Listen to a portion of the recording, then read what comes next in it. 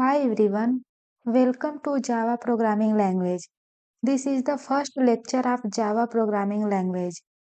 तो इस लेक्चर में हम बात करेंगे introduction to programming and Java, core feature of Java, architecture of Java, जिसमें हम जेवीएम, जेडीके एंड जेआरई को देख रहे होंगे, एंड हम एप्लीकेशन ऑफ जावा देखेंगे, एंड हम समझेंगे फ्लो चार्ट क्या होता है एंड स्यूडो कोड क्या होता है, एंड हम इंस्टॉलेशन देखेंगे। इन चीजों को समझने से पहले चलिए हम जावा कोर्स का ओवरव्यू ले लेते हैं। हम जावा को दो पार्ट में डिवाइड करने वाले हैं। फर्स्ट में हम पढ़ेंगे introduction of Java and second में हम पढ़ेंगे DSA with Java. DSA means data structure and algorithm. इस पार्ट में हम जावा की बेसिक अंडरस्टैंडिंग लेंगे। यहाँ हम समझेंगे कि जावा क्या है, इसका सिंटैक्स कैसे होता है, कैसे कोड लिखते हैं एंड कैसे रन करते हैं, और कुछ कोर कॉन्सेप्ट जैसे classes, object, loops, conditions and function पर भी फोकस करेंगे। ये सब आपकी प्रोग्रामिंग की फाउंडेशन स्ट्रांग करेगा। चलिए अब हम इसे देखते हैं। जब बेसिक स्ट्रांग हो जाएंगे तब हम डीएस से स्टार्ट करेंगे। इस पार्ट में हम डेटा स्ट्रक्चर जैसे array, stacks, Q, link list, tree, graph and कुछ एल्गोरिथम जैसे सर्चिंग, सॉर्टिंग, रिकर्जन को जावा के साथ डिटेल में कवर करेंगे। डीएसए प्लेसमेंट के लिए बहुत जरूरी है क्योंकि यही कॉन्सेप्ट इंटरव्यू में अक्सर पूछे जाते हैं। इस कोर्स के एंड तक आप जावा में कोडिंग और प्रॉब्लम सॉल्विंग में कॉन्फिडेंट फील करेंगे और प्लेसमेंट के लिए भी प्रिपेयर्ड रहेंगे। तो चलिए स्टार्ट करते हैं जावा के फर्स्ट लेक्चर को। चलिए अब समझते हैं प्रोग्रामिंग क्या है। Programming is the process of writing instruction for a computer to perform specific task. मतलब प्रोग्रामिंग एक प्रोसेस है जिसमें हम कंप्यूटर को इंस्ट्रक्शन देते हैं ताकि वो किसी स्पेसिफिक टास्क को परफॉर्म कर सके। ये इंस्ट्रक्शन एक तरीके का कोड होता है जो प्रोग्रामिंग लैंग्वेजेस में लिखा जाता है, जैसे Java, Python, C plus plus and C. इसका मेन गोल होता है कि कंप्यूटर हमारे दिए गए कमांड्स को समझे और उस हिसाब से आउटपुट दे। चलिए अब हम प्रोग्रामिंग को एक आसान तरीके से समझते हैं। आप प्रोग्रामिंग को एक रेसिपी लिखने की तरह सोच सकते हैं। जैसे कुकिंग रेसिपी में स्टेप बाय स्टेप इंस्ट्रक्शन होते हैं, वैसे ही प्रोग्रामिंग में भी हम कंप्यूटर को स्टेप बाय स्टेप बताते हैं कि कैसे कौन सा काम करना है। चलिए इसे हम एक रियल लाइफ एग्जांपल से समझते हैं। मान लीजिए आप एक सैंडविच बनाना चाहते हैं और किसी को इंस्ट्रक्शन देने हैं जो पहली बार सैंडविच बना रहा है। आप इस प्रोसेस को कुछ इस तरह लिख सकते हैं। सबसे पहले एक ब्रेड स्लाइस लो, उसके बाद उस पर बटर लगाओ एंड उसके बाद थोड़े सब्जी के स्लाइस रखो। सब्जी के स्लाइस रखो एंड उसके बाद दूसरा ब्रेड स्लाइस ऊपर से रखो। तो यहाँ पर हम लिख देते हैं दूसरा ब्रेड स्लाइस ऊपर से रखो एंड उसके बाद हम सैंडविच को डायगोनली काटो।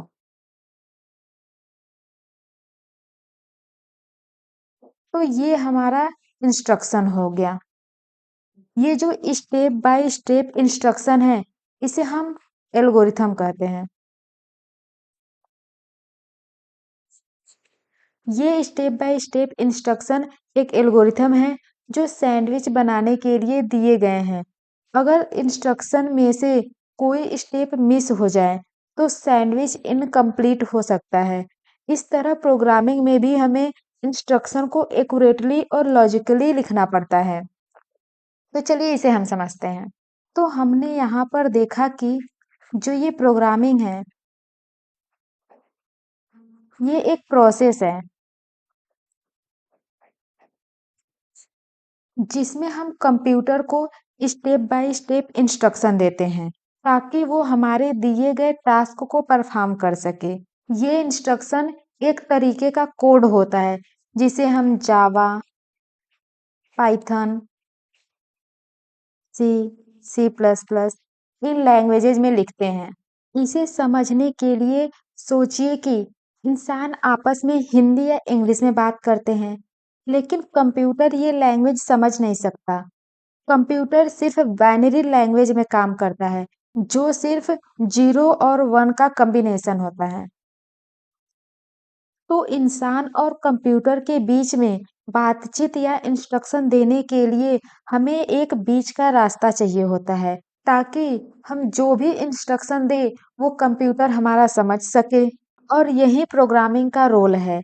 प्रोग्रामिंग लैंग्वेज एक ट्रांसलेटर की तरह काम करती है, जो इंसान की बात को कंप्यूटर की समझ में कन्वर्ट कर देती है। मान लीजिए आप कंप्यूटर को बोलना चाहते हैं कि हेलो प्रिंट करो। इंसान की लैंग्वेज में सिर्फ ये एक लाइन है, हेलो। बट जावा में इसे हम लिखते हैं system dot out dot print Helen hello. ये जो लाइन है वो जावा कोड में लिखी गई है। अभी आपको ये लाइन बिल्कुल समझ नहीं आ रही होगी। बस आप इतना समझे कि ये एक जावा में लिखा गया कोड है जो कंपाइलर या इंटरप्रेटर को समझ में आती है। अब कंपाइलर क्या होता है एंड इंटरप्रेटर क्या होता है, इसे अभी हम बाद में समझेंगे। फिर ये कंपाइलर इस जावा कोड को बाइनरी लैंग्वेज में कन्वर्ट करता है। तो यहाँ पर हमारा कंपाइलर होगा। ये इस हेलो को बाइनरी लैंग्वेज में कन्वर्ट कर दिया। यानी हम अपने हाई लेवल लैंग्वेजेज जैसे जावा, पाइथन, ये सब हाई लेवल लैंग्वेजेज हैं। इसमें हम अपने इंस्ट्रक्शन को लिखते हैं और कंपाइलर उसे लो लेवल लैंग्वेजेज मतलब बाइनरी कोड में कन्वर्ट कर देता है। यहाँ पे बाइनरी कोड में कन्वर्ट हो गया ताकि कंप्यूटर को ये समझ आए। तो इसका कंक्लूजन ये निकलता है कि इंसान हिंदी या इंग्लिश में इंस्ट्रक्शन दे सकते हैं, लेकिन कंप्यूटर बाइनरी बाइनरी मीन्स 0 और 1 में इंस्ट्रक्शन को समझता है। प्रोग्रामिंग लैंग्वेजेज इंसान और कंप्यूटर के बीच एक ब्रिज की तरह काम करती है, जो इंसान के हाई लेवल इंस्ट्रक्शन को कंप्यूटर की लो लेवल बाइनरी लैंग्वेज में कन्वर्ट कर देती है, ताकि कंप्यूटर इंस्ट्रक्शन को फॉलो कर सके एंड टास्क परफॉर्म कर सके। एंड जो हमारा हाई लेवल लैंग्वेजेस है वो हमारी जावा, पाइथन, सी, सी प्लस प्लस होती है। एंड जो हमारी लो लेवल लैंग्वेजेस होती है वो हमारा बाइनरी कोड 0 एंड 1 होता है। चलिए अब हम समझ लेते हैं फ्लो चार्ट क्या होता है एंड स्यूडो कोड क्या होता है। तो सबसे पहले हम फ्लो चार्ट समझ लेते हैं। फ्लो चार्ट एक विजुअल रिप्रेजेंटेशन होता है जो हमें बताता है कि प्रोग्राम या प्रोसेस का फ्लो कैसे होगा। इसमें हम स्टेप बाय स्टेप शेप और एरो का यूज करके हर एक स्टेप को इलस्ट्रेट करते हैं ताकि प्रोग्राम का लॉजिक इजीली समझ में आए। तो चलिए हम फ्लो चार्ट के कुछ कॉमन सिंबल्स को देख लेते हैं। फर्स्ट इज ओवल, ये हमारा स्टार्ट और एंड दिखाता है। सेकेंड हम देख लेते हैं रेक्टेंगल। ये प्रोसेस या एक्शन दिखाता है, जैसे कैलकुलेशन या फिर कोई स्टेटमेंट। Third is parallelogram. ये इनपुट और आउटपुट के लिए यूज होता है। Fourth is diamond shape. ये डिसीजन पॉइंट्स के लिए यूज होता है, जैसे कंडीशनल स्टेटमेंट। आगे हम कंडीशनल स्टेटमेंट को डिटेल में पढ़ रहे होंगे। चलिए हम 2 नंबर के एडिशन के लिए फ्लो चार्ट बना लेते हैं। तो सबसे पहले हम स्टार्ट कर देते हैं।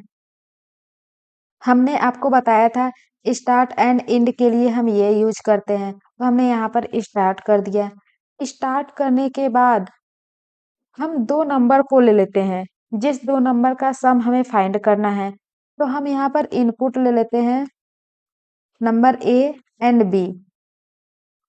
एंड हमने आपको बताया था नंबर्स को इनपुट लेने के लिए हम पैरेललोग्राम शेप का यूज करते हैं, तो हम इस शेप का यूज करेंगे। हमने यहाँ पर इनपुट ले लिया एंड इसके बाद हम सम को कैलकुलेट करेंगे। तो सम को कैलकुलेट करेंगे तो हो जाएगा हमारा sum equal to A plus B. अब हमने आपको बताया था प्रोसेस या एक्शन, कुछ भी कैलकुलेशन जो परफॉर्म हो रहा है उसके लिए हम रेक्टेंगल का यूज करते हैं, तो हम यहाँ पर रेक्टेंगल दिखा दिए। एंड इसके बाद हम सम को प्रिंट कर देंगे, तो हम कर देते हैं प्रिंट सम। ये भी हमारा एक प्रोसेस ही है, तो हमारा रेक्टेंगल ही यूज होगा। हमारा यहाँ पर सम प्रिंट हो गया। इसके बाद हम एग्जिट कर जाएंगे। हमने आपको बताया था जब हम कैलकुलेशन को स्टार्ट करते हैं या फिर एंड करते हैं तो इस शेप का यूज करते हैं, तो यहाँ पर इस शेप का यूज हो जाएगा। तो ये था हमारा फ्लो चार्ट। चलिए अब हम समझ लेते हैं स्यूडो कोड को। तो हम समझते हैं स्यूडो कोड। स्यूडो कोड एक सिंप्लीफाइड कोड लाइक डिस्क्रिप्शन होता है, जो प्रोग्रामिंग लैंग्वेजेस का सिंटैक्स फॉलो नहीं करता, लेकिन ह्यूमन रीडेबल होता है। ये एक तरह का आउटलाइन होता है जिसमें प्रोग्राम के लॉजिक को स्टेप बाय स्टेप लिखा जाता है ताकि कोडिंग में आसानी हो। तो चलिए हम स्यूडो कोड लिख लेते हैं इसी एग्जाम्पल का। हमने यहाँ पर 2 नंबर का सम प्रिंट किया था, तो सबसे पहले हमने स्टार्ट किया था, तो हम सबसे पहले स्टार्ट कर देते हैं। इसके बाद हमने 2 नंबर को इनपुट ले लिया था, तो सेकेंड पॉइंट हम लिख देते हैं input 2 numbers. And third point में हमने सम को कैलकुलेट किया था, तो यहाँ पर हम लिख देते हैं कैलकुलेट सम। और हमने देखा था कि सम हमने कैलकुलेट किया था ए प्लस बी, तो हम यहाँ पर लिख देते हैं A plus B. And fourth point, हमने फोर्थ पॉइंट में अपने सम को प्रिंट किया था, तो हम यहाँ पर लिख देते हैं print sum. And fifth point था एग्जिट। चलिए अब हम समझते हैं डेटा स्ट्रक्चर एंड एल्गोरिथम क्या है। तो DSA is the study of organizing data and using efficient method to solve computational problem. इसका मतलब ये है कि डेटा स्ट्रक्चर वो तरीके हैं जिनमें हम डेटा को ऑर्गेनाइज और स्टोर करते हैं ताकि उसका एक्सेस और मॉडिफिकेशन एफिशिएंट हो। हर डेटा स्ट्रक्चर का अपना एक यूनिक वे होता है जो स्पेसिफिक सिनेरियो में यूजफुल होता है। हम कुछ कॉमन डेटा स्ट्रक्चर को देख लेते हैं, जैसे array, link list, stack, queue, tree, graph. And हमारे कुछ एल्गोरिथम होते हैं, जैसे searching, sorting, recursion, dynamic programming. इन सारे कॉन्सेप्ट को हम आगे अभी डिटेल में पढ़ेंगे। अब आप सोच रहे होंगे कि डीएसए का क्या इम्पोर्टेंस है। प्लेसमेंट्स और कोडिंग इंटरव्यूज में डीएसए को टेस्ट किया जाता है क्योंकि ये प्रॉब्लम सॉल्विंग स्किल्स और लॉजिक को चेक करता है। डेटा स्ट्रक्चर और एल्गोरिथम का अच्छा नॉलेज आपको एफिशिएंट और ऑप्टिमाइज्ड कोड लिखने में मदद करता है। चलिए अब हम की फीचर ऑफ जावा प्रोग्रामिंग देख लेते हैं कि जावा प्रोग्रामिंग के क्या-क्या फीचर हैं। हम फर्स्ट फीचर देख लेते हैं, easy to learn and use. ये हमारा है easy to learn and use. Java को इजी और अंडरस्टैंडेबल बनाने के लिए डिजाइन किया गया है। इसमें हमारे कॉम्प्लेक्स कॉन्सेप्ट है, जैसे जो हमारा पॉइंटर का कॉन्सेप्ट होता है वो एक्सक्लूड कर दिया गया है। जैसे हमारे जो सी प्लस प्लस होते हैं, इसमें हम पॉइंटर को पढ़ते हैं, बट जावा में इसका कोई कॉन्सेप्ट ही नहीं है, तो ये हमारा इजी हो गया। And second is object oriented. Java एक pure object oriented programming language है, जिसमें सब कुछ ऑब्जेक्ट के अराउंड रिवॉल्व करता है। इसमें कॉन्सेप्ट जैसे क्लासेस, ऑब्जेक्ट्स, इनहेरिटेंस, पॉलीमॉर्फिज्म, ये सब आते हैं। इन सब कॉन्सेप्ट को जब हम ऑब्जेक्ट ओरिएंटेड प्रोग्रामिंग लैंग्वेज पढ़ रहे होंगे, तब इन सबको हम डिटेल में पढ़ेंगे। And next is platform independent. Platform independent को अभी आगे हम डिटेल में पढ़ेंगे, जब हम कंपाइलेशन प्रोसेस ऑफ कोड पढ़ेंगे। तो प्लेटफॉर्म इंडिपेंडेंट का मतलब क्या होता है? जावा का write once run everywhere feature उसकी खासियत है। Next is robust and secure. Java security पर बहुत फोकस करता है।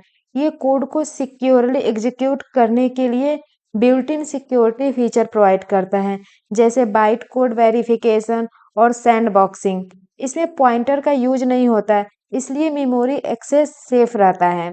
एंड यहाँ पर रोबस्ट का क्या मतलब है? रोबस्ट मीन्स मजबूत होता है। तो जावा रोबस्ट है क्योंकि इसमें एरर हैंडलिंग के अच्छे फीचर है और ऑटोमेटिक मेमोरी मैनेजमेंट होता है। जावा का गार्बेज कलेक्टर अनयूज्ड ऑब्जेक्ट को मेमोरी से रिमूव कर देता है, जो मेमोरी मैनेजमेंट में हेल्प करता है। तो ये था हमारा गार्बेज कलेक्शन। तो हमारा गार्बेज कलेक्टर का क्या काम होता है? जावा का गार्बेज कलेक्टर अनयूज्ड ऑब्जेक्ट्स को मेमोरी से रिमूव कर देता है। And next is portability. Portability को ही हम आगे पढ़ेंगे, जब हम प्लेटफॉर्म इंडिपेंडेंट का कॉन्सेप्ट पढ़ेंगे। And next is multi threading. Multi threading एक प्रोग्रामिंग कॉन्सेप्ट है, जिसमें एक ही प्रोसेस के अंदर मल्टीपल थ्रेड्स साइमल्टेनियसली एग्जीक्यूट होते हैं, ताकि टास्क पैरेलली परफॉर्म हो सके। इससे प्रोग्रामिंग की परफॉर्मेंस इंप्रूव होती है, स्पेशली जब हमें मल्टीपल टास्कों को साइमल्टेनियसली हैंडल करना हो। तो ये थे हमारे जावा के फीचर्स। अगर आपको जावा के फीचर्स कुछ भी समझ नहीं आया, तो टेंशन की कोई बात नहीं है। आगे इसे हम डिटेल्स में पढ़ रहे होंगे। नेक्स्ट हम देख लेते हैं इंस्टॉलेशन।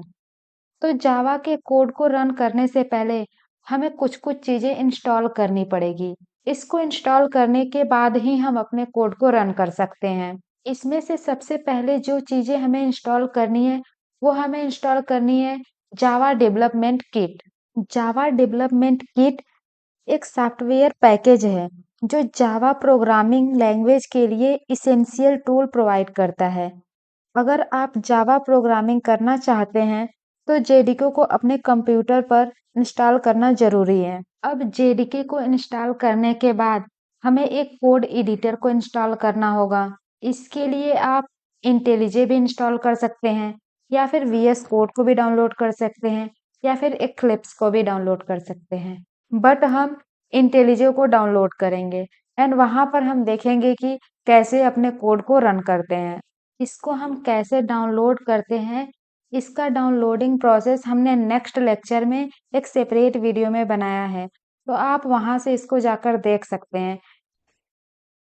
चलिए अब हम देख लेते हैं जावा के आर्किटेक्चर को। जावा की आर्किटेक्चर काफी सिंपल और मॉड्यूलर है, और इसका मेन गोल है write once run everywhere. Write once and run everywhere. इसका मतलब है कि आप जावा में जो कोड लिखते हैं वो डिफरेंट प्लेटफॉर्म पर बिना किसी चेंज के रन हो सकता है। कंडीशन बस इतना है कि वहां पर जावा वर्चुअल मशीन होना चाहिए, जेवीएम। तो चलिए हम देख लेते हैं जावा आर्किटेक्चर के मेन कंपोनेंट क्या क्या होते हैं। तो फर्स्ट हमारा कोड हो गया, जिसे हम बोल सकते हैं जावा एप्लीकेशन।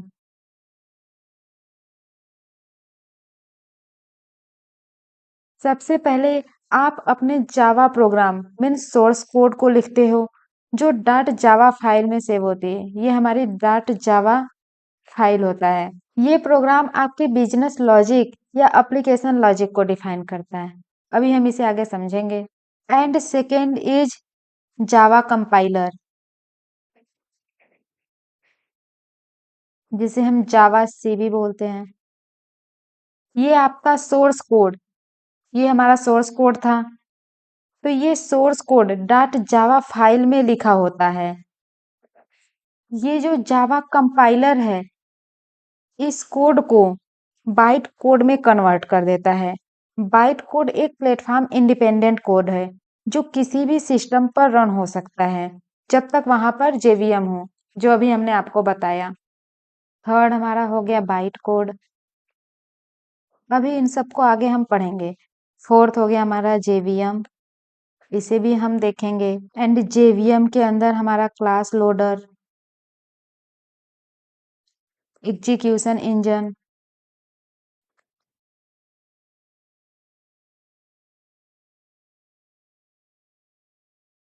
गार्बेज कलेक्टर,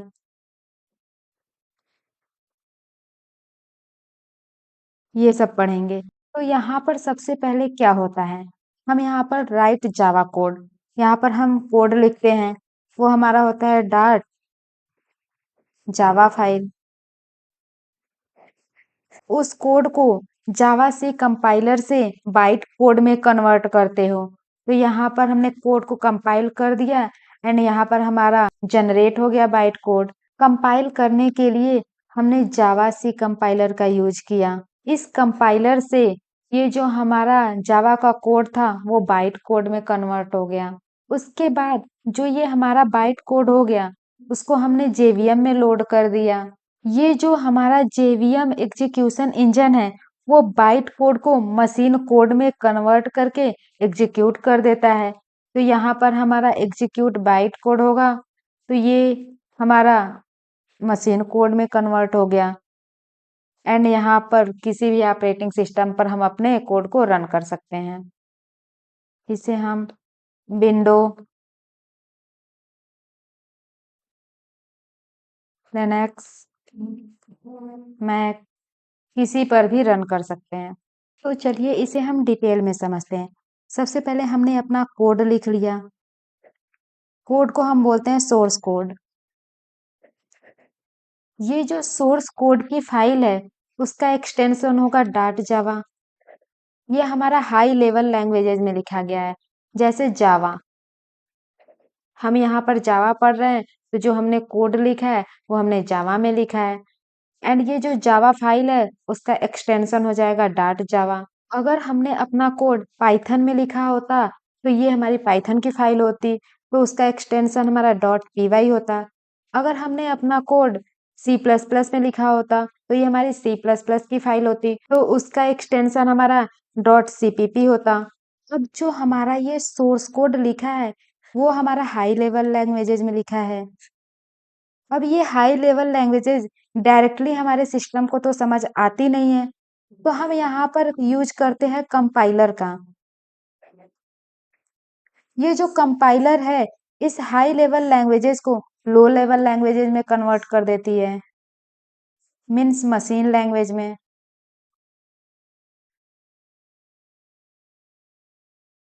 तो हमने यहाँ पर देखा, जो ये हमारा कंपाइलर है, ये एक ऐसा प्रोग्राम होता है जो सोर्स कोड को, ये हमारा सोर्स कोड है, ये सोर्स कोड को मशीन कोड में कन्वर्ट कर देता है। मतलब अगर तुमने किसी लैंग्वेजेज जैसे सी, सी प्लस प्लस, पाइथन में कोई कोड लिखा है, तो कंपाइलर उसको समझकर ऐसे फॉर्म में बदलता है जो कंप्यूटर के प्रोसेसर को समझ सके।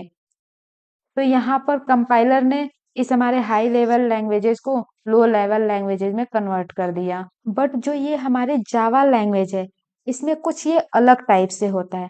तो चलिए हम देखते हैं ये जावा में कैसे होता है। अब जावा में भी कंपाइलेशन प्रोसेस होती है। तो ये हमारा कंपाइलर हो गया। ये कंपाइल होकर मशीन कोड नहीं बनाता है, ये बनाता है बाइट कोड। अब ये बाइट कोड क्या है? बाइट कोड जावा में एक इंटरमीडिएट कोड होता है जो जावा सोर्स कोड को जावा वर्चुअल मशीन के लिए कन्वर्ट करता है। जब आप जावा में कोई प्रोग्राम लिखते हो तो वो source code directly machine code में कन्वर्ट नहीं होता है। पहले उस सोर्स कोड को Java compiler Java compiler byte code में कंपाइल करता है। तो ये हमारा हो गया सोर्स कोड। यहाँ पे जो हमारा जावा कंपाइलर था वो सोर्स कोड को बाइट कोड में कन्वर्ट कर दिया। ये byte code dot class file के रूप में होता है जो जेवीएम के लिए प्लेटफॉर्म इंडिपेंडेंट होता है। प्लेटफॉर्म इंडिपेंडेंट का मतलब होता है एक बार जावा प्रोग्राम को बाइट कोड में कन्वर्ट कर दिया गया, अब उसके बाद उसे किसी भी प्लेटफॉर्म विंडोज, लिनक्स, मैक पे रन किया जा सकता है जब तक उस प्लेटफॉर्म पर जेवीएम इंस्टॉल हो। अब जो ये बाइट कोड है वो इंटरप्रेट होगा जेवीएम के थ्रू एंड कन्वर्ट हो जाएगा मशीन कोड में। अब आप सोच रहे होंगे जावा के लिए ये एक्स्ट्रा क्यों हुआ? तो जब हमने आपको जावा के फीचर्स को पढ़ाया था तो हमने बताया था जावा प्लेटफॉर्म इंडिपेंडेंट है।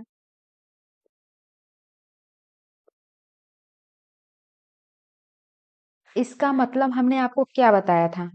इसका मतलब हमने आपको ये बताया था कि हम अपने जावा कोड को बाइट कोड में कन्वर्ट करके किसी भी सिस्टम पर रन कर सकते हैं, चाहे वो विंडोज हो, चाहे लिनक्स हो, चाहे मैक हो। इसलिए इसे हम पोर्टेबल लैंग्वेज भी कहते हैं बिकॉज इसमें बनाई गई सारी एप्स को बाइट में कन्वर्ट करके हम किसी भी सिस्टम के ऊपर रन कर सकते हैं। अब जावा प्लेटफॉर्म इंडिपेंडेंट क्यों है? तो ये जो बाइट कोड है एंड ये जेवीएम है, इसी की वजह से जावा प्लेटफॉर्म इंडिपेंडेंट है। तो जो ये जावा का बाइट कोड है उसे आप किसी भी सिस्टम पर रन कर सकते हैं, बस वहां पर जेवीएम होना चाहिए। तो यहाँ पर हमारा क्या हुआ? ये था हमारा सोर्स कोड, इसका एक्सटेंशन था डॉट जावा। इसे हमने कंपाइल किया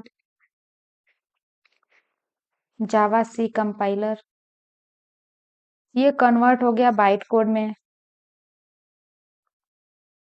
इसका एक्सटेंशन होता है डॉट क्लास। अब हमने इसको इंटरप्रेट किया जेवीएम के थ्रू, ये कन्वर्ट हो गया मशीन कोड में। तो जो जावा का आर्किटेक्चर है उसमें तीन मेन कंपोनेंट होते हैं। एक होता है जेवीएम, जावा वर्चुअल मशीन,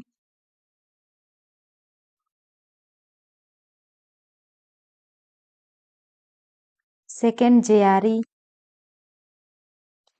जावा रन टाइम इन्वायरमेंट,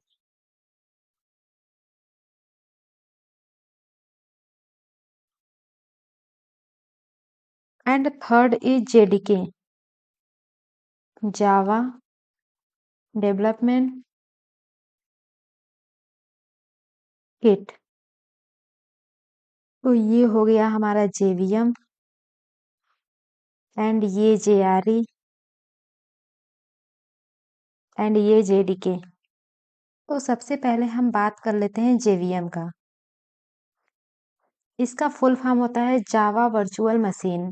ये जो जेवीएम है ये एक वर्चुअल मशीन है जो बाइट कोड को मशीन रीडेबल कोड में कन्वर्ट करता है और प्रोग्राम को एग्जीक्यूट करता है। तो हम देख लेते हैं जेवीएम का रोल। तो जो जेवीएम का रोल है वो है प्लेटफॉर्म इंडिपेंडेंट,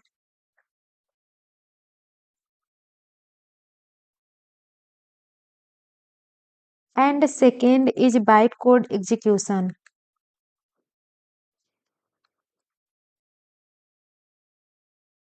अब हम देख लेते हैं जो हमारा जेवीएम है, इसके कंपोनेंट क्या क्या होते हैं। ये हमने आपको पीछे बताया था। इसके कंपोनेंट होते हैं class loader, execution engine and garbage collector. हम आपको पीछे बता चुके हैं प्लेटफॉर्म इंडिपेंडेंट क्या होता है। ये जावा का सबसे बड़ा फीचर है। Write once and run everywhere.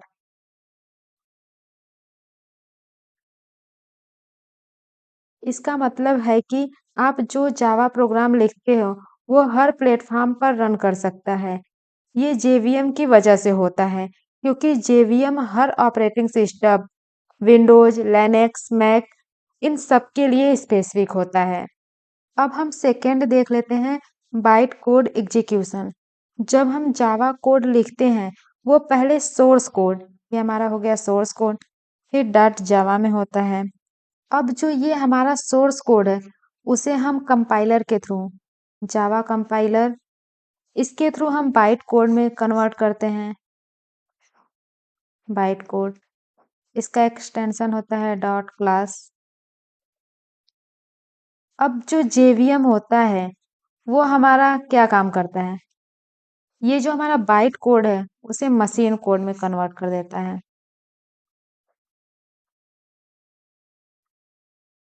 Zero and one. चलिए अब हम जेवीएम के कंपोनेंट को समझ लेते हैं।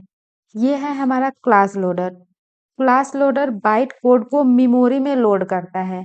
And second is execution engine, ये बाइट कोड को एग्जीक्यूट करता है। And third is garbage collector, ये अनयूज्ड मेमोरी को ऑटोमेटिकली फ्री करने का काम करता है। मीन्स जितनी भी अनयूज्ड मेमोरी है उसे ये डिलीट कर देता है।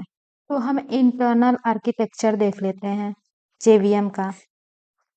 तो ये है हमारा क्लास लोडर,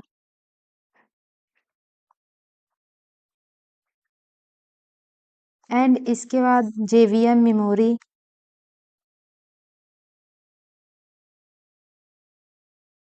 एंड इसके बाद ये हमारा हो गया execution engine, interpreter, JIT compiler,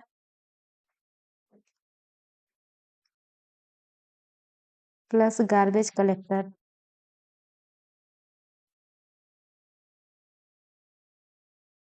and जो ये हमारा जेवीएम मेमोरी है, इसमें क्लास की एरिया आ जाएगी, हीप मेमोरी आ जाएगी, स्टैक, पीसी रजिस्टर, ये सब हमने आपको बता ही दिया।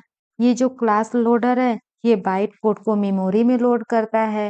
एंड जो ये जेवीएम मेमोरी है, ये एक फिक्स्ड पार्ट है जहाँ क्लास लेवल इंफॉर्मेशन स्टोर होती है। जब आप कोई क्लास लोड करते हो तो उसकी क्लास रिलेटेड इंफॉर्मेशन, जैसे class variable, method definition, static variable, यहाँ स्टोर होती है। ये जो एरिया है ये जेवीएम के स्टार्टअप के टाइम पर लोड होता है और जेवीएम के लाइफ टाइम तक अवेलेबल रहता है। And third part is execution engine. इसके अंदर हमारे तीन चीजें होती है, interpreter, JIT compiler and GC. GC का मतलब है गार्बेज कलेक्टर, जेआईटी का मतलब है जस्ट इन टाइम। तो अब हम इसके एक एक कंपोनेंट को देख लेते हैं। फर्स्ट हम देखते हैं इंटरप्रेटर।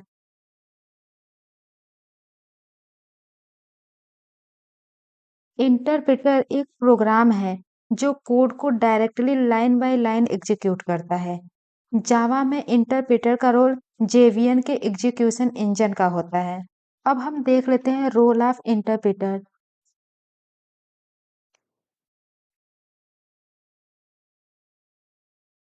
फर्स्ट, बाइट कोड को एग्जीक्यूट करना। जब आप जावा का कोड लिखते हो वो पहले बाइट कोड में कन्वर्ट होता है। ये जो इंटरप्रेटर है, ये जेवीएम का पार्ट है।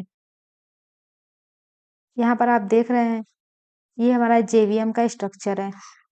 ये जो इंटरप्रेटर है, वो एक टाइम पर कोड की एक लाइन को पढ़ता है। ये सपोज कोड है, ये इंटरप्रेटर एक टाइम पे इस कोड के एक लाइन को पढ़ता है और उसे एग्जीक्यूट करता है, जो प्रोग्राम को डायनेमिक बनाता है।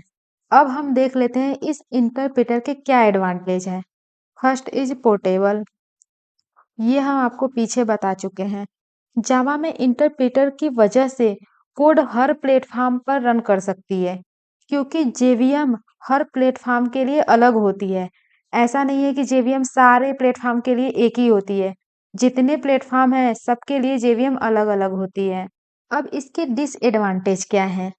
ये स्लो एग्जीक्यूशन करता है, क्योंकि लाइन बाय लाइन एग्जीक्यूशन होता है। स्लो एग्जीक्यूशन,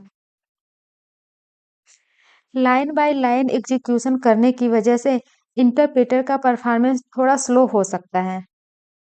अब हम नेक्स्ट देख लेते हैं JIT compiler, just in time. Java में जेआईटी कंपाइलर का काम है बाइट कोड को मशीन कोड में कन्वर्ट करना। ये जो बाइट कोड है, इसे मशीन कोड में कन्वर्ट करने का काम करता है। तो यहाँ पर ये बाइट कोड है, ये मशीन कोड में कन्वर्ट हो गया एट रन टाइम।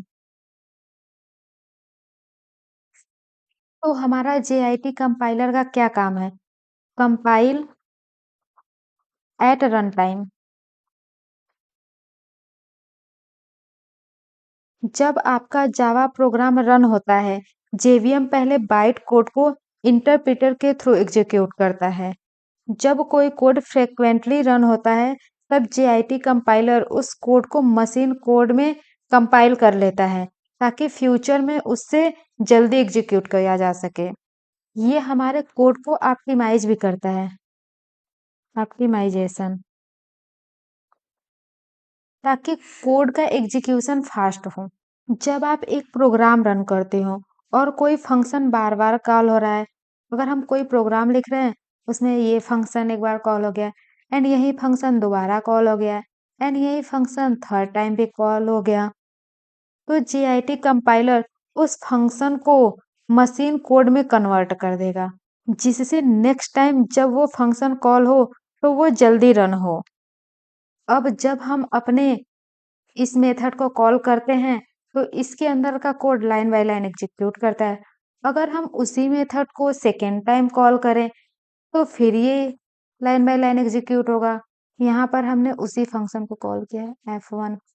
अगर हम फिर से उसी फंक्शन को कॉल करें, तो इसके अंदर का भी code line by line execute होगा। हमने पहले ही देख लिया कि इंटरप्रेटर कंपाइलर से स्लो है और ऊपर से ये रिपीटेड ऑपरेशन परफॉर्म कर रहा है।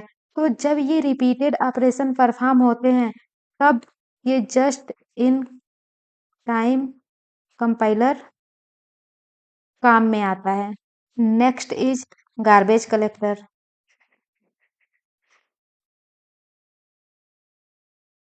तो जावा एक ऑटोमेटिक मेमोरी मैनेजमेंट सिस्टम है, जो उन ऑब्जेक्ट को मेमोरी से हटा देता है जो अब यूज नहीं हो रहे हैं। मीन्स अनयूज्ड ऑब्जेक्ट को ये मेमोरी से हटा देता है। इससे प्रोग्राम की मेमोरी इफिशिएंटली मैनेज होती है। अब देख लेते हैं अपने नेक्स्ट कंपोनेंट को, जेआरई। जेआरई का फुल फॉर्म होता है जावा रन टाइम इन्वायरमेंट। ये एक इन्वायरमेंट है जिसमें आपका जावा प्रोग्राम रन होता है। अगर आपको जावा प्रोग्राम को लिखना नहीं, सिर्फ रन करना हो, तो आपको जेआरई की जरूरत होती है। हम देख लेते हैं role of JRE. First is run time environment.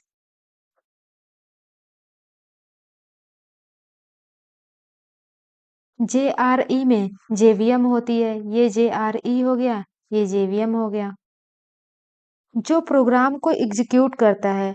और जावा की लाइब्रेरीज भी होती है, जो प्रोग्राम के एग्जीक्यूशन के दौरान यूज होती है। सेकंड देख लेते हैं, फॉर रनिंग जावा प्रोग्राम।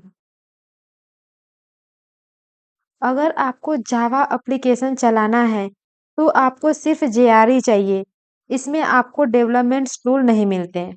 अगर आपको किसी जावा प्रोग्राम को रन करना है, लाइक गेम या फिर किसी ऐप को, तो आपको जेआरई इंस्टॉल करना होगा। जेआरई आपके सिस्टम पे जेवीएम और नेसेसरी जावा लाइब्रेरीज को लोड करेगा। एंड अब हम थर्ड देख लेते हैं, जेडीके। जेडीके का फुल फॉर्म होता है जावा डेवलपमेंट किट। ये एक कंप्लीट पैकेज है जो जावा एप्लीकेशंस को डेवलप करने के लिए जरूरी टूल्स और लाइब्रेरीज प्रोवाइड करता है। अब इसके हम रोल्स देख लेते हैं। First, development tool.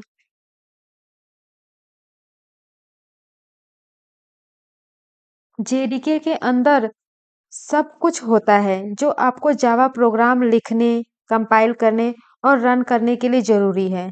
इसमें कंपाइलर, हमारा जावा सी कंपाइलर, डिबगर, जावा डॉक टूल, ये यूज होता है डॉक्यूमेंटेशन जनरेट करने के लिए। ये सारे इंक्लूड होते हैं।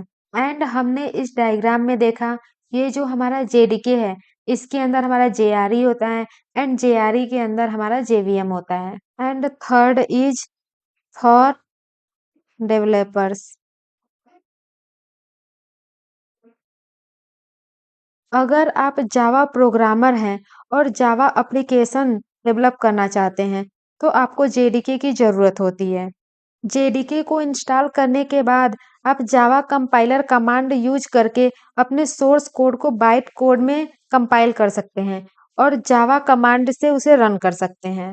तो चलिए अब हम जेवीएम, जेआरई एंड जेडीके का समरी देख लेते हैं। तो ये हो गया हमारा जेवीएम, ये जेआरई एंड ये जेडीके। ये हमारा जावा वर्चुअल मशीन है, ये जावा रन टाइम इन्वायरमेंट एंड ये हमारा है जावा डेवलपमेंट किट। जेवीएम का काम होता है, ये बाइट कोड को एग्जीक्यूट करता है एंड मशीन कोड में कन्वर्ट कर देता है। एंड हम देख लेते हैं जेआरई। जावा प्रोग्राम रन करने के लिए हमें एक इन्वायरमेंट की जरूरत पड़ती है, तो ये हमें इन्वायरमेंट प्रोवाइड करता है। एंड ये है जेडीके। जावा प्रोग्राम लिखने, कंपाइल करने और रन करने के लिए ये टूल्स प्रोवाइड करता है। तो ये था हमारा कॉन्सेप्ट, जिसमें हमने जेडीके को प्रोग्राम लिखने के लिए यूज किया, जेआरई को हम रन करने के लिए यूज किए एंड जेवीएम वो इंजन है जो बाइट कोड को एग्जीक्यूट करता है। तो एक बार हम फिर से देख लेते हैं जावा के कोड को कैसे रन करते हैं। ये हो गया हमारा सोर्स कोड, इसका एक्सटेंशन हो गया डॉट जावा। इसको हमने जावा कंपाइलर के थ्रू कंपाइल किया एंड ये हमारा कन्वर्ट हो गया बाइट कोड में। अब जब बाइट कोड में कन्वर्ट हो गया, तो इसे हम किसी भी सिस्टम पर रन कर सकते हैं, Windows, Unix, Mac and mobile operating system. ये जो हमारा बाइट कोड है, उसका एक्सटेंशन होता है डॉट क्लास। तो ये था हमारा कंपाइलेशन प्रोसेस। अब हम देख लेते हैं application of Java.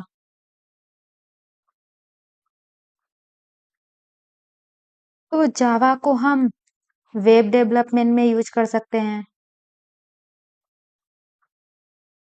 And mobile application development में यूज कर सकते हैं। डेवलपमेंट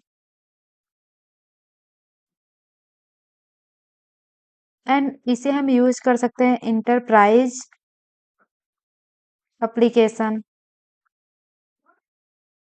जैसे ई कॉमर्स एंड बैंकिंग। इसे हम क्लाउड कंप्यूटिंग में यूज कर सकते हैं।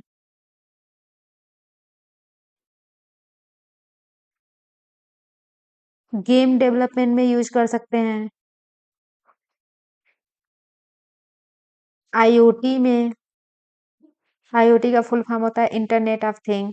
तो ये था हमारा introduction of Java. Next lecture में हम देखेंगे इंस्टॉलेशन प्रोसेस को।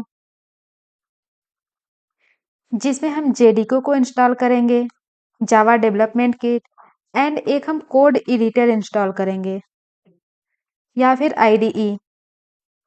इसे हम बोलते हैं इंटीग्रेटेड डेवलपमेंट एनवायरनमेंट। इसमें हम कोई भी इंस्टॉल कर सकते हैं, वीएस कोड भी, इंटेलिजे भी या फिर इक्लिप्स। तो हम इसे इंस्टॉल करेंगे नेक्स्ट लेक्चर में। इस लेक्चर के नोट्स आपको डिस्क्रिप्शन में मिल जाएंगे, तो वहां से आप इसको डाउनलोड कर सकते हैं एंड इस लेक्चर से रिलेटेड आपके जो भी डाउट्स हो आप उसे कमेंट में पूछ सकते हैं। तो मिलते हैं नेक्स्ट लेक्चर में। Happy coding.